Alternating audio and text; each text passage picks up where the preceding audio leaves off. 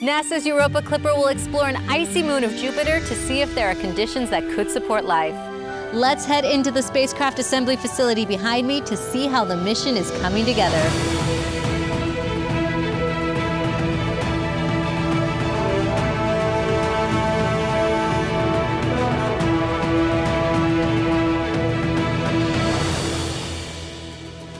I'm Raquel Villanueva, here today with Jordan Evans and Trina Ray.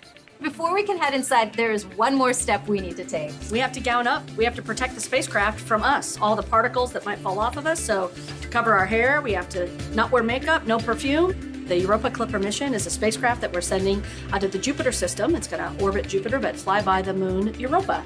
And it's a moon that we think, has an ocean underneath.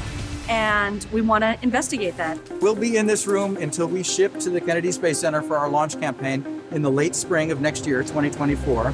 During that time, it'll make a couple of trips out of this building for testing. We have so many questions about Europa. We have an icy crust with an ocean underneath, and the water that's in that ocean has been sort of, churning and stewing for like 4 billion years.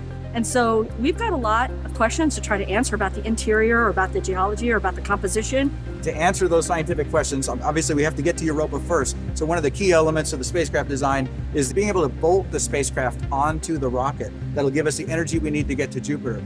And then once we're at Jupiter, being able to generate electric power and accommodate our very large solar panels and our very large high gain antenna to send that science data back to Earth. And all of that has to be done with materials that are safe for the immense radiation environment at Europa. Jordan, what are we looking at here? Starting at the far end, that's the interface to the launch vehicle. That's where we bolt Europa Clipper to the Falcon Heavy rocket. And from there, that cylindrical portion, inside there are our propulsion tanks. There's that red cover, which is protecting some sensitive communications electronics where our large high gain antenna mounts. And then you'll see there's some paper on the outside. And those are actually patterns for the sewing that's required on our thermal blankets. Thermal blankets with the right optical properties to maintain the temperatures of the vehicle, as well as provide protection from micrometeoroids. Trina, can you kind of tell us more about the instruments that we can see here? We don't have all of our instruments on board yet, but what we do have is over here, kind of around this way, are 3 of our cameras. They're installed on that far piece right there. We have cameras that operate in the visible. We have cameras that operate in the infrared, cameras that operate in the ultraviolet.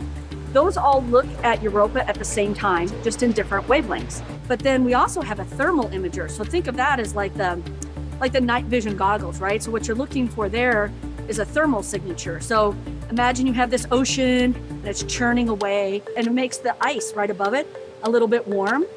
And so the thermal imager will be able to tell you that.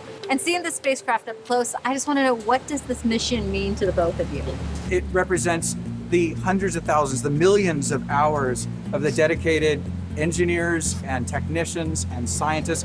I treasure my job every day.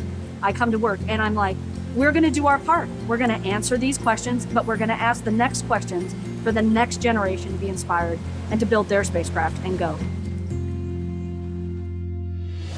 Thanks for watching, Spacecraft Makers. If you have any questions about Europa Clipper or want to see something in the series, let us know in the comments.